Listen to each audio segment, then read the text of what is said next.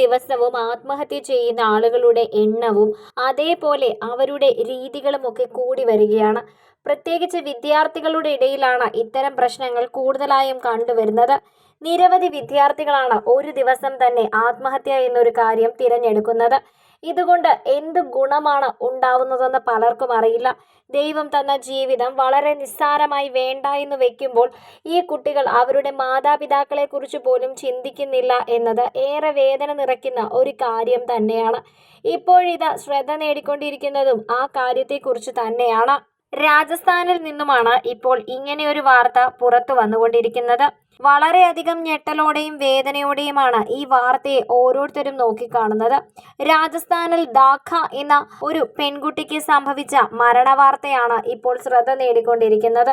എന്ത് കാരണം കൊണ്ടാണ് ഈ കുട്ടി മരണം തീരുമാനിച്ചിരിക്കുന്നത് എന്നത് വ്യക്തമല്ല. നിരവധി ആളുകളാണ് ഇപ്പോൾ ഇക്കാര്യത്തെക്കുറിച്ച് സംസാരിച്ചുകൊണ്ട് രംഗത്ത് വരികയും ചെയ്യുന്നത്. എന്നാൽ ഇവളുടെ സുഹൃത്തുക്കൾ ഒരേ സ്വരത്തിൽ പറയുന്നുണ്ട് ഈ പെൺകുട്ടി ആത്മഹത്യ തിരഞ്ഞെടുക്കില്ല എന്ന്. അങ്ങനെ ഒരു സാഹചര്യം ആ പെൺകുട്ടിക്ക് ഉണ്ടായിരുന്നില്ല എന്ന്. പിന്നെ എന്തിനാണ് ഇങ്ങനെയൊരു അബദ്ധം ആ കുട്ടി കാണിച്ചത് എന്ന് എല്ലാവരും ചോദിക്കുന്നതിനോടൊപ്പം ഇത് ആത്മഹത്യ തന്നെയാണോ എന്ന് ഒരിക്കൽ കൂടി മനസ്സിലാക്കണം എന്ന് കൂടിയാണ് ആളുകൾ പറഞ്ഞുകൊണ്ടിരിക്കുന്നത്.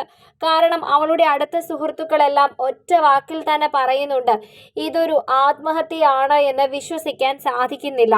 അത്രത്തോളം മിടുക്കിയായ ഒരു പെൺകുട്ടി ആത്മഹത്യ ചെയ്യില്ല എന്ന്.